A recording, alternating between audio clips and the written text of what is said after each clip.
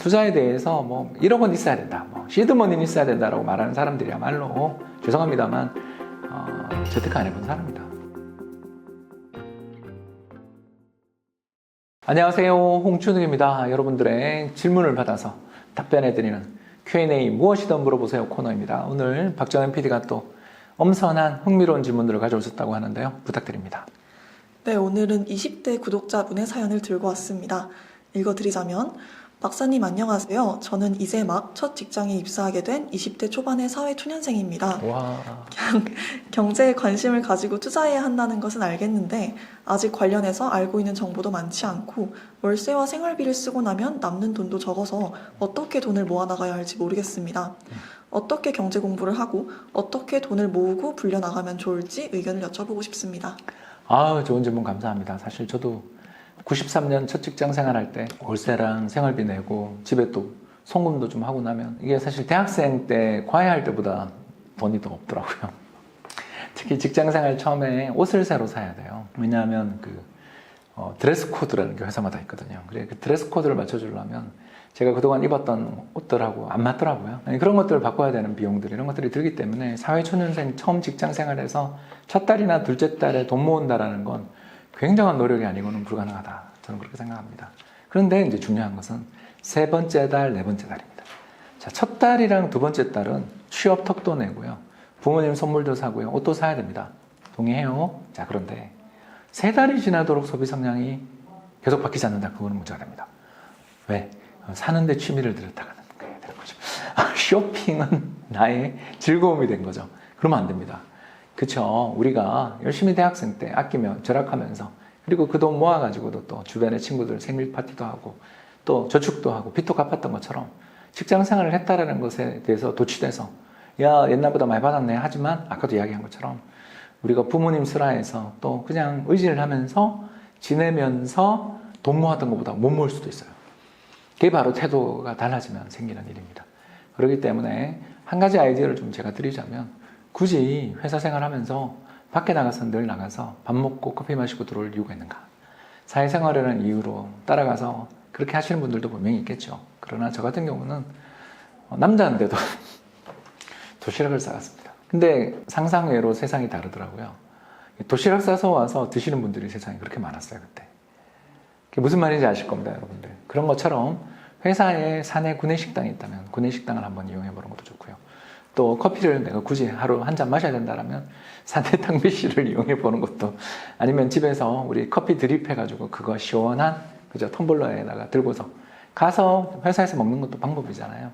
남들 다 하는 것처럼 하고 나가서 12,000원, 13,000원짜리 점심 식사에다가 커피 5,000원짜리 먹고 저축이 될 수 있는 분들이 있겠지만 사내 초년생 입장에서 남들 가자면 따라가는 마음은 이해합니다만 그것도 한두 달이지 계속 그러면 돈 못 모으거든요.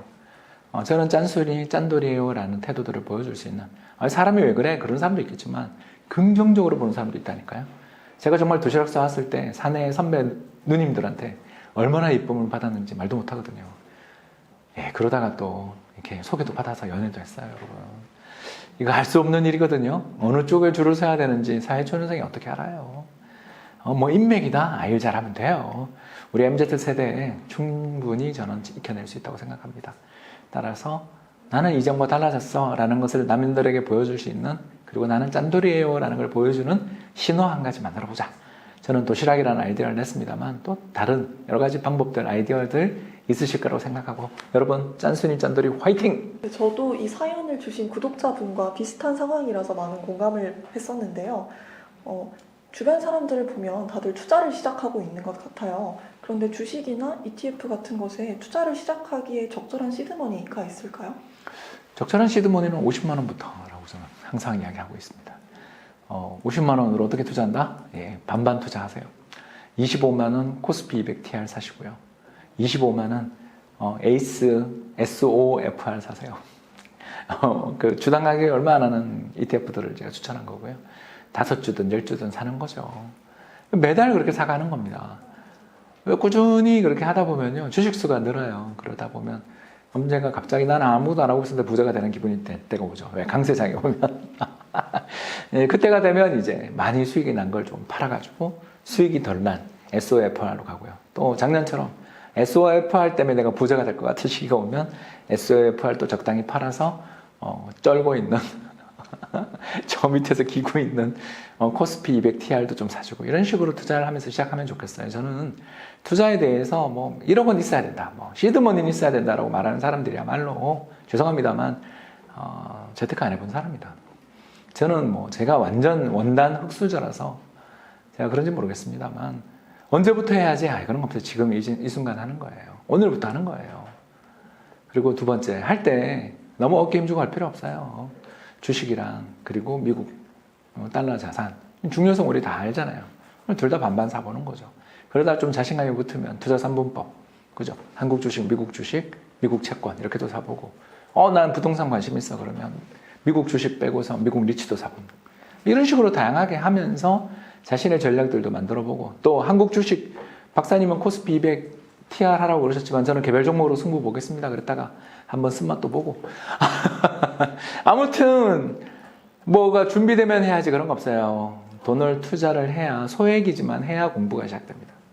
여러분 그리고 책 사는데 좀 돈 좀 아끼지 마세요. 세상에서 제일 싼 게 책이에요.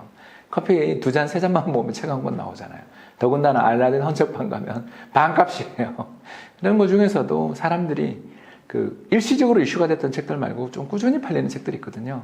투자의 고전이 되는 책들. 그런 책들 사서 한 번씩 읽으시면 마음의 양식도 쌓고 자산도 불어나고 얼마나 좋습니까?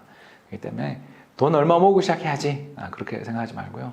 생기는 대로 하는 거예요. 계속 사 모아가는 거죠. 그러다가 정말 전기료 낼 돈도 없다 그러면 조금 팔면 되잖아요. 이틀만 지나면 돈 들어와요. 여러분 그러니까 일단 내가 저축할 수 있다고 생각되는 맥스 돈 월급 들어오면 일단 그걸 다 저축해 놓고 그 다음에 부족하면 약간 빼쓰는 정도로 대응을 하면 되는 거지 모아서 한다? 안 모여요 여러분. 돈이 생기는 족족 투자를 하세요. 그 수밖에 없습니다. 예적금에 비해서 투자가 훨씬 더 매력적이라고 말씀하셨어요. 예적금이 작년에는 더 매력적이었죠. 5% 이자 주고 6% 이자 주는데 그런 거 당할 상품은 없어요. 솔직히 저는 6에서 7% 이자가 확정된다. 그냥 주식할 필요 없다고 생각해요. 왜냐하면 주식에 지난 40년간 기대 수익률이 7%인데 그렇게 마음고생하면서 7% 나는 게 주식인데 은행 예금금리가 6% 7% 주면 당연히 예적금으로 가야지. 근데 이제 그런 거 다 사라졌잖아요. 또 겁나는 데만 남아있잖아요. 소문 안 좋은 데만 금리가 높잖아요. 물론 거기 5천만 원 한도 내로 하세요. 그런 걸 제가 뭐라는 게 아니라 근데 이제 그런 금리가 내년에도 있을 거라는 기대는 하지 말라는 거죠. 왜? 인플레이션이 둔화되고 있으니까. 인플레가 둔화되고 있을 때 정부 정책 금리가 계속 3.5%에 유지되고 시중은행들의 특판 금융상품들이 4% 5%가 계속 유지된다라는 그런 보장이 없으니까 미리미리 투자를 주식도 투자하고 미국은 또 SOFR 하면 금리 5.5%거든요. 그러니까 한국 금리보다 그게 더 낮잖아요. 이렇게 양쪽 다를 생각해야지 하나만 자꾸 하면 어떠냐 이런 것보다는 좀 분산하는 게 항상 지나고 보면 좋다 이 말씀 드리고 싶어요. 네, 좋은 질문들 온 거 덕분에 예전 직장생활 생각나네요. 양말이 몇 개 없어가지고요. 전날 밤에 제대로 빨아놓고 자지 않으면 아침에 양말이 신을 게 없어요. 그러면 반대편으로 돌려서 신고. 그러고서 자취를 10년을 했어요. 물론 돈도 잘 못 모았고요. 그리고 또 연애도 했고 집에 송금도 하고 전세자금 만든다고 또 돈도 아껴 쓰고 했었어요. 근데 지나고 생각해 보니까 주변에 있는 어떤 선배 하나가 일단 네가 월급 받으면 그 중에서도 아주 이거는 정말 이거 없이는 안 된다 싶은 돈 빼고는 다 투자를 해라 라는 조언을 누가 해줬더라면 제가 금방까지는 아니어도 1, 2년 정도는 더 빨리 빚을 털고 그리고 종잣돈도 잘 만들어서 부동산도 더 1년 빨리 사고 그러면서 재정적 자유는 그러면 한 3년은 더 빨리 왔겠죠. 그렇게 왔었을 거라는 생각을 하니까 이 말씀을 꼭 여러분들한테 전달해 드리고 싶었어요. 경청해 주셔서 감사합니다.